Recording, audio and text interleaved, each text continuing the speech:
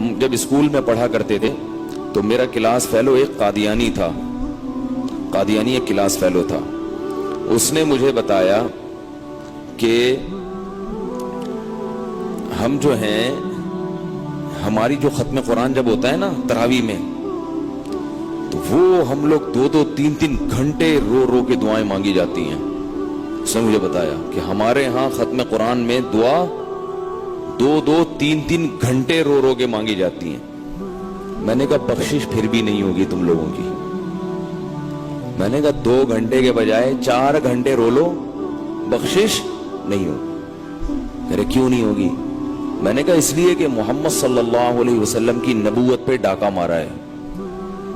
کیا کیا ہے؟ نبی. اللہ کہے گا اتنا میرے غم میں رو رہا ہے تو ایک جھوٹے نبی کو نبی کیوں مان لیا؟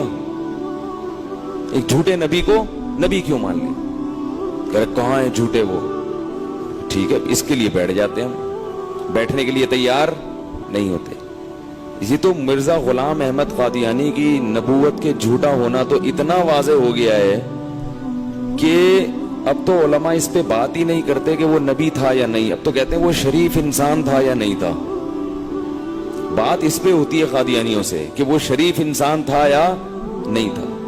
اور اللہ نے اس کو ایسا رسوا کیا، ایسا ذلیل کیا کہ اس کی اپنی کتابوں میں اس سے ایسی ایسی چیزیں لکھوا دی ہیں کہ قادیانی اس کی کتابیں تبدیل کرتے کرتے تھک گئے ہیں. بولے ہم اپنے پیغمبر کی کس کس مسٹیک کو صحیح کریں، کتنے چھاپے ہیں.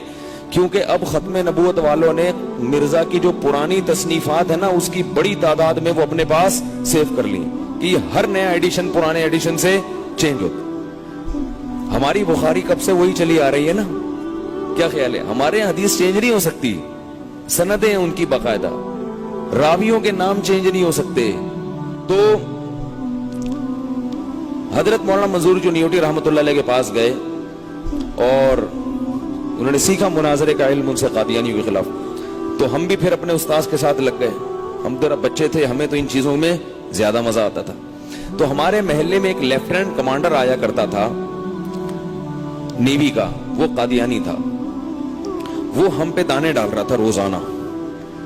ہماری عمر ہوگی 19-20 سال یا 21 سال بمشکل. وہ روزانہ دانے ڈالتا ہے، او مرزا نے یہ لکھا، مرزا نبی کا ایسا عاشق تھا، مرزا غلام احمد تو یوں تھا، مرزا تو. اور بڑے جو آنا ہم پہ. اللہ کا شکر ہے ہمارا ایمان اتنا ہلکا نہیں تھا کہ ہم ٹر بن جائیں. ہمارے حضرت فرمایا کرتے تھے کہ بچپن میں ہمیں ایک کتاب پڑھائی جاتی تھی، اس کا نام تھا پکی روٹی. کتاب کا نام کیا تھا؟ پکی روٹی. پنجابی میں تھی وہ. اس میں لکھا ہوا تھا کہ جے کوئی پوچھے، سوال تھا اس میں، بچوں کو پڑھائی جاتی تھی.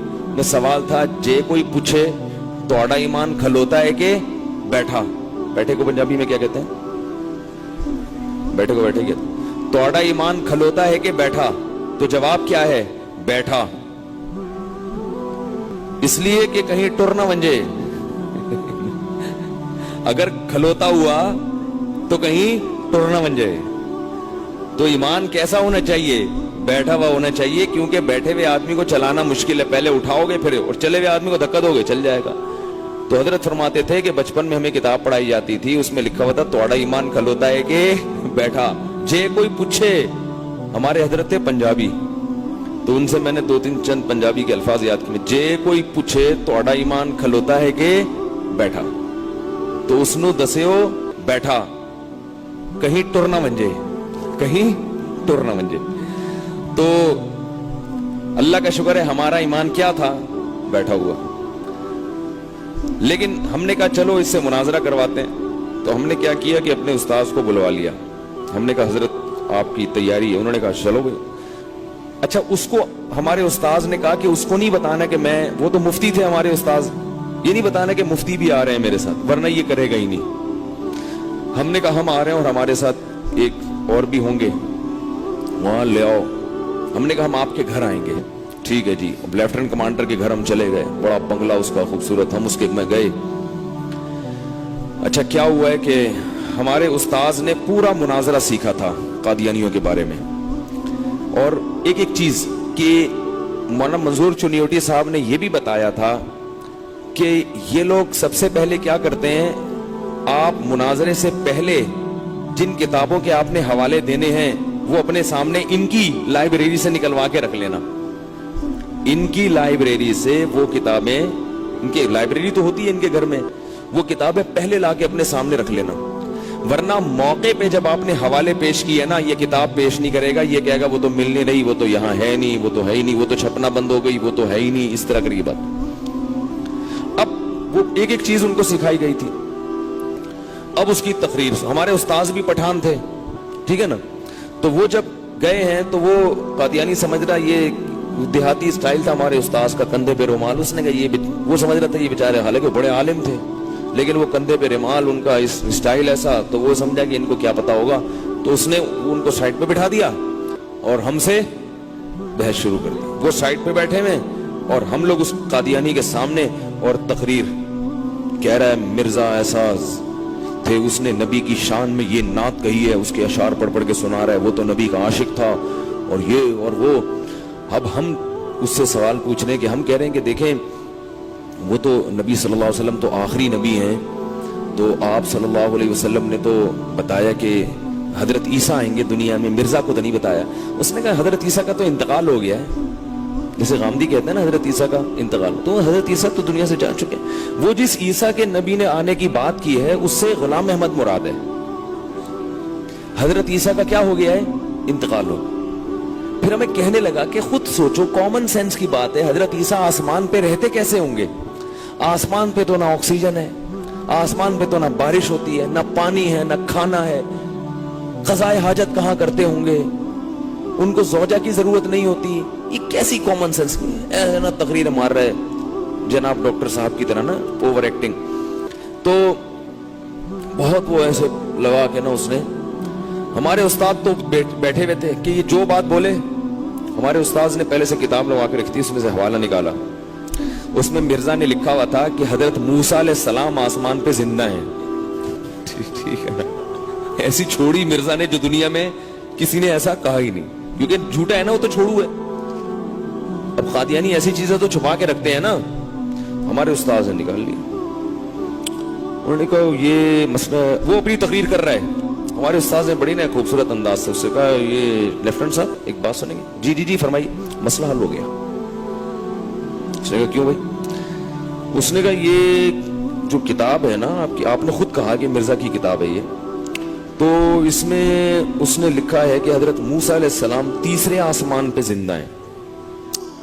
تو یہ جو مسئلہ تھا کہ عیسیٰ علیہ السلام کھاتے کہاں سے ہیں, تو بھائی جس ہوٹل سے حضرت موسیٰ علیہ السلام کا ناشتہ آتا ہوگا, کھانا آتا ہوگا, وہیں سے حضرت عیسیٰ علیہ السلام کا بھی آ جاتا ہوگا. اور جہاں قضائے حاجت کے لیے حضرت موسیٰ علیہ السلام جاتے تھے وہی ہے. اور بھائی اس کے تو ہوائیاں کان سے دھواں نکلنا شروع. اچھا میں بات یہ کر رہا تھا, حضرت عیسیٰ کے موضوع کو چھوڑو, کوئی دوسری بات کرتے ہیں.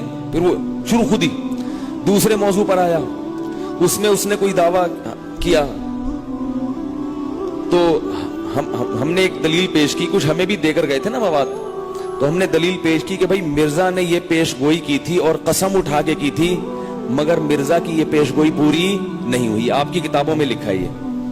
تو اس نے کہا کہ دیکھیں اصل میں مرزا صاحب نے قسم اٹھا کے یہ پیش گوئی جو کی تھی, تو مرزا کا مطلب یہ نہیں تھا پیش گوئی سے, الفاظ تو ایسے ہی ہیں لیکن اس کی تعویل ہے, اس کا مفہوم کیا تھا وہ یہ نہیں تھا, مفہوم کچھ اور تھا. تو ہم نے کہا قسم اٹھا کے ایک بات وہ کہہ رہا ہے اتنے جزم کے ساتھ کہ فلاں تاریخ میں یہ لازمی ہوگا اور فلاں تاریخ میں یہ کام, پوری دنیا کہہ رہی ہے, آپ بھی کہہ رہے ہو نہیں ہوا, تو اس کا دوسرا مطلب کیا؟ اتنا گھوم پھرا کے دوسرا مطلب نکالا نا اس نے. ہم نے کہا یہ دوسرا مطلب کہاں سے؟ کہہ رہے نہیں اصل میں, ہم نے کہا بھائی قسم اٹھا کے کہہ رہا ہے وہ, تو انہوں نے کہا قسم اٹھا کے بھی بولے بھائی, مقصد اس کا یہ تھا.